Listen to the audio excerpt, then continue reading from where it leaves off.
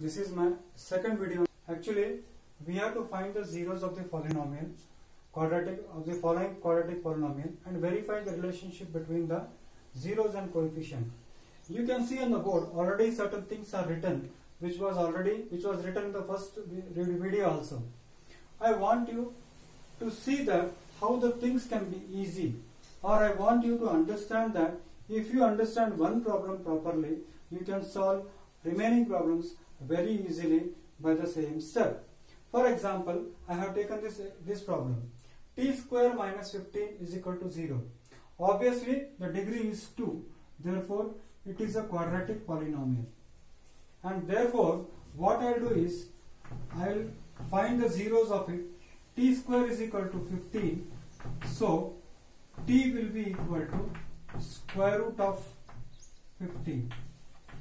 Or rather I will say plus or minus 15. That means there are two zeros of this polynomial.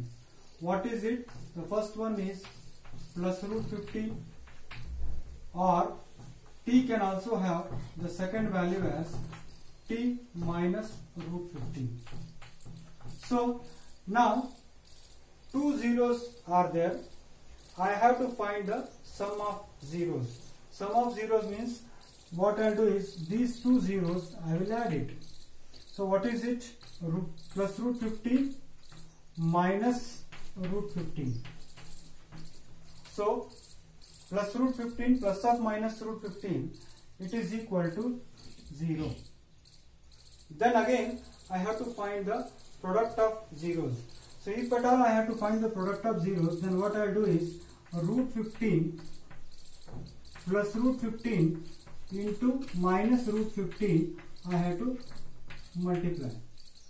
Now you see, plus root 15 and minus root 15, if I multiply, then what I will get is plus of minus is minus, root of 15 into root of 15 is root 25, and that is equal to 15.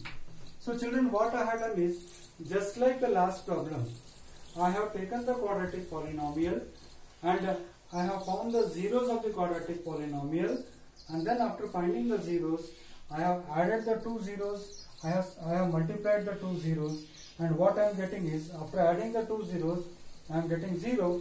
After multiplying the two zeros, I am getting minus 15. Now let us establish the relationship between it. How to establish the relationship between it? Again I go back to the polynomial. What does the polynomial says? T square minus 0t minus 15 is equal to 0. See, last time it was x and this time it is t. So wherever x is there, in place of x I will write t.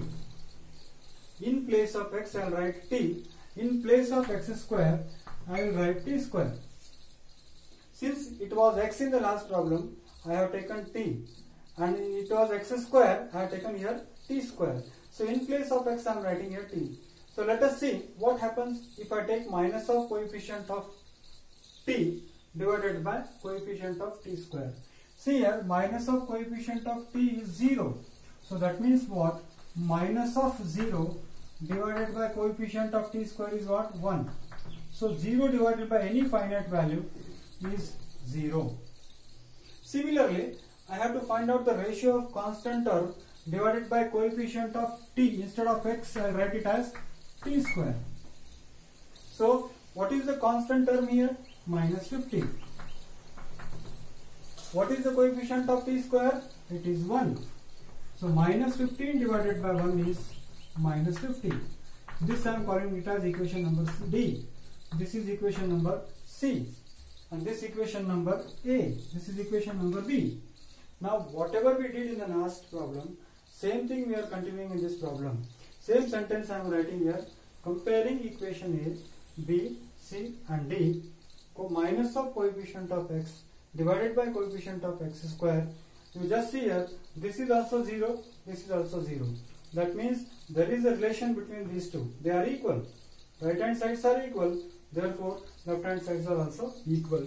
Here also right hand sides are equal, and here also right hand sides are equal. So the left hand sides also are equal.